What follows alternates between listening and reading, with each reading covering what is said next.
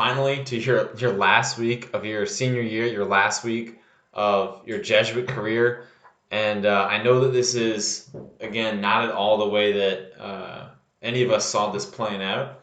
But I am glad, to have made it through with you guys. And again, especially with the test last week, very impressed with the effort that a lot of you guys put forward throughout this entire online thing. That wasn't easy. This week it's going to be something a little bit different. We're going to take a look at kind of the last few things that we've got going on in the class. There'll be one kind of final assignment, but it's really going to be an opinion-based, vocational question. You'll see it in Canvas today, and it's not due till Thursday. I wouldn't wait till Thursday to do it, but it's kind of an automatic 100 test grade if you can really just put any minimal effort into it. So hopefully that'll be a good way to kind of end the year, get you to think about a few of the things we've been talking about. And then the next few videos for the class, really today up until Thursday, is just going to be on the last things. Not the last things in terms of death or anything like that, but the last things about vocations before you go on and try to practice it. So today we're going to talk about hope, at least just a little bit about hope today. And then the next week we'll talk about, or not next week, the next day we'll talk about freedom. And those two things, hope and freedom, go hand in hand. But the theme of the course continues. I think we often get hope and freedom wrong. We think about it. We think about hope as some vague desire in the future, and we think about freedom as doing whatever I want. And the only way to, I think, discern properly or to stay true to the vocation God has called you to is to understand hope and freedom correctly. So that's kind of our last little thing before we send you off. And let's just jump right into it. So just a few quotes, and then a few movie clips, and then a few quotes. Okay, so there's really nothing else too much going on here. The first is from your boy John Paul II. When he was first elected Pope, you got to remember, as Karol Wojtyła, John Paul II saw World War II. All of his friends, both Catholics and Jews in Poland, I remember he's Polish, they all were basically killed by the Nazis. Then they get freed by the Russians, and he suffers under Russian communism. And he's seen some of the worst atrocities, the human atrocities that have ever taken place. And when he's elected Pope, one of the first things he says is this, in Italian, non abbiate paura, which means be not afraid. And then, I won't do the whole thing in Italian, but his motto for how he lived his life was be not afraid, open wide the doors of Christ. Now, why are we looking at John Paul II? His story, we usually would have looked at his entire life story for the topic on the priesthood, but we'll just save it for here. It's unbelievable. If you have time to go and watch the movie Carol, the Man Who Became Pope, or read George Weigel's gigantic biography, A Witness to Hope, John Paul II was a guy who understood hope so clearly. It doesn't mean you reject the pains and the tribulations that are in your life, but it's that you place your true desires or your true comfort in something life-giving. And for John Paul II, obviously that's Christ. And Easter is a great time to talk about this. And he says, we're the Easter people. Do not abandon yourselves to despair. We are the Easter people, and Alleluia is our song. The idea being that no matter how bad things get, our hope, our trust is in Christ, the resurrection that cannot be beaten. So whether it's the Nazis, literally, for him, the Nazis coming and destroying your entire world, the Russian communists coming in and destroying your entire world, or whatever it is, right? He had a lot of tragedies throughout his life with friends and family dying as well.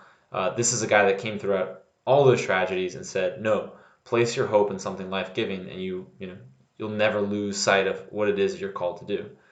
Another quote from John Paul II that I really like, again, he was a big-time kayaker. I haven't gone kayaking in a while, I guess now, but I like going outdoors. And one of the things that he talked about, though, was this idea that what the cross really means is that there's no shipwreck without hope. There is no dark without dawn, no storm without a safe haven.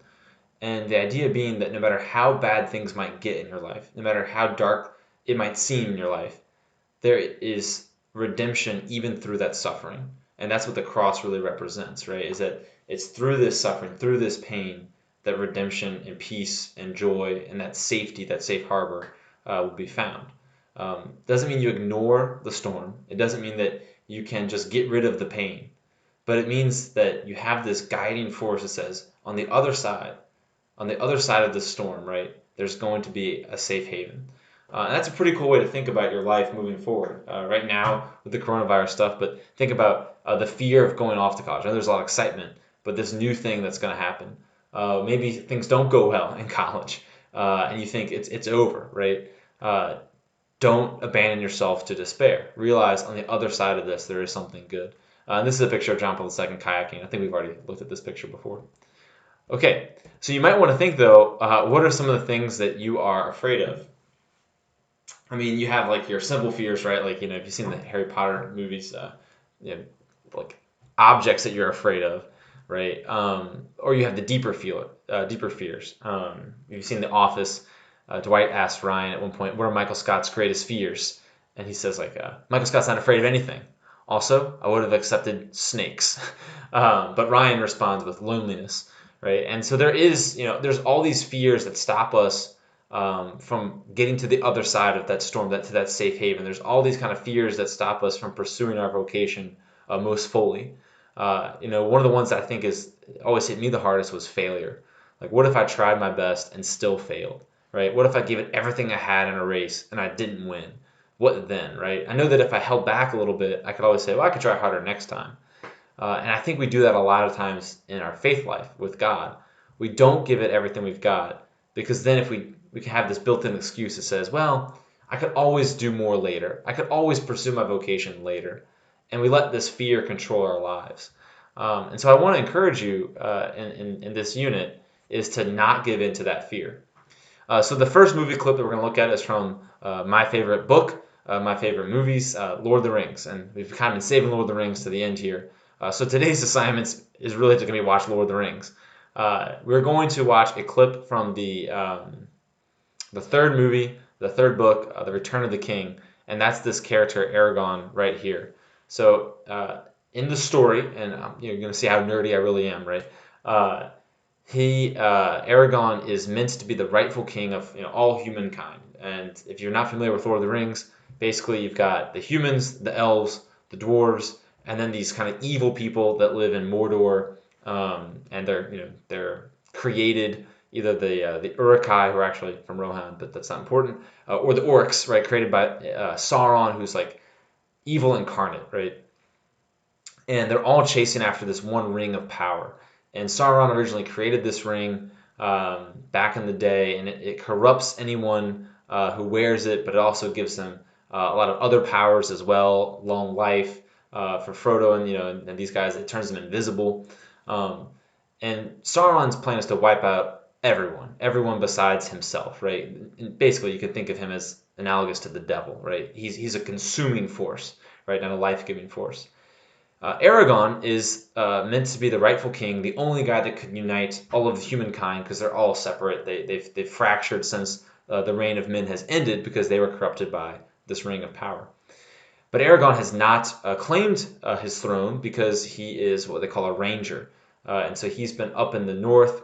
He's been like kind of hanging out in the woods. He's done a lot of really good things for a lot of good people, but he's refusing to do the one thing that he's called to do, which is be the king, because he's afraid. He's afraid that if he assumes the throne, he will be corrupted in the same way that his ancestors were corrupted, and that he'll ultimately ruin all of humanity. He's afraid that if he tries to be king, he'll fail.